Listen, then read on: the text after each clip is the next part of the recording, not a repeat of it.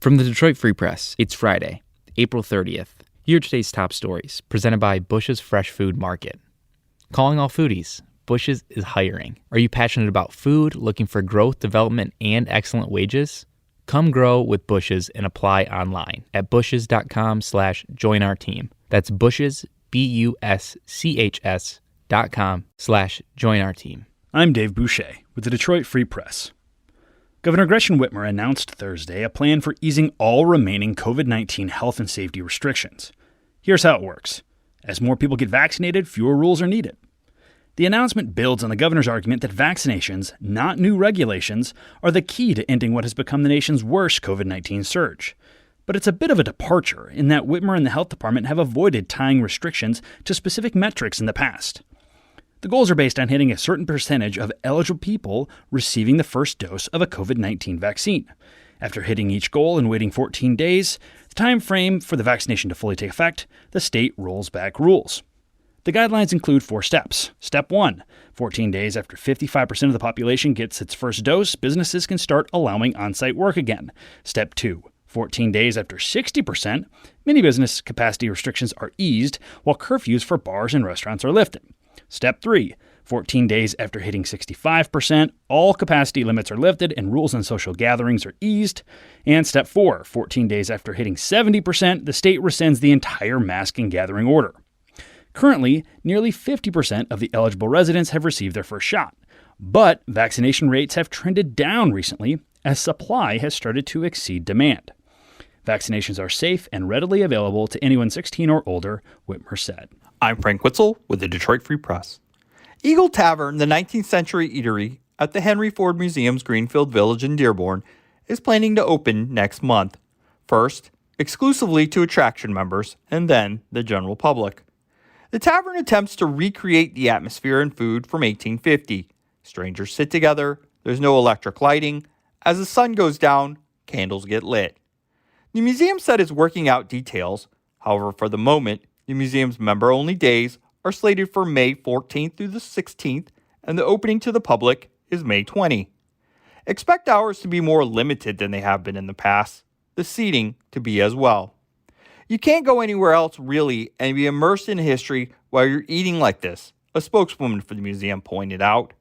So, having the tavern open is a sign things are returning to normal. In the recreation, the Wood family, the original tavern owners, were farmers who harvested and prepared the food for their guests.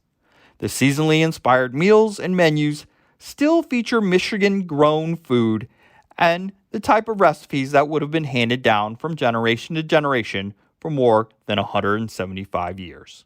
This is Phoebe Wall-Howard, an automotive reporter at the Detroit Free Press. Angela Henderson is the new racial equity director at Ford Motor Company. She began the position officially in January after the automaker completed a 6-month audit, including discussions with thousands of employees in the U.S. and globally to determine the impact of social justice issues ranging from the George Floyd death in Minneapolis to Asian American attacks and killings. What Ford Motor Company determined is that anxiety and stress related to these issues is actually undermining employee performance. The company is working to disrupt those stresses and specifically focus on what it takes to make all employees feel comfortable in their journey from recruitment to development and retention. Go to freep.com for more information about this project. This is Brian McCollum, music writer with the Detroit Free Press. The progressive rock band Genesis is planning its first Metro Detroit appearance since 2007, booking a show at Little Caesars Arena for November 29th. The Detroit stop is one of 14 dates announced Thursday morning as Phil Collins, Mike Rutherford, and Tony Banks lock down the North American leg of a tour dubbed the Last Domino. The tour's European run, scheduled for September and October, was initially set for 2020 before it was derailed by the pandemic. The trio will be joined by longtime Genesis sideman Daryl Sturmer on guitar and bass, while Nick Collins, the son of Phil, will man his dad's old seat at the drums.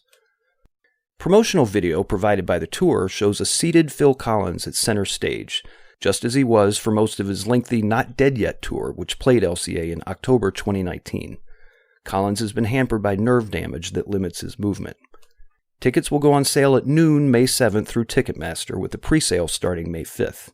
The Genesis Tour is the latest sign of a concert industry coming back to life after the lengthy pandemic shutdown. The band's LCA concert is the second new show scheduled at the downtown arena for 2021, following country star Kane Brown's announced November 20th date. For more stories from the Detroit Free Press, be sure to check out freep.com. That's FREEP.com. If you're a fan and want to support our quality local journalism, subscribe.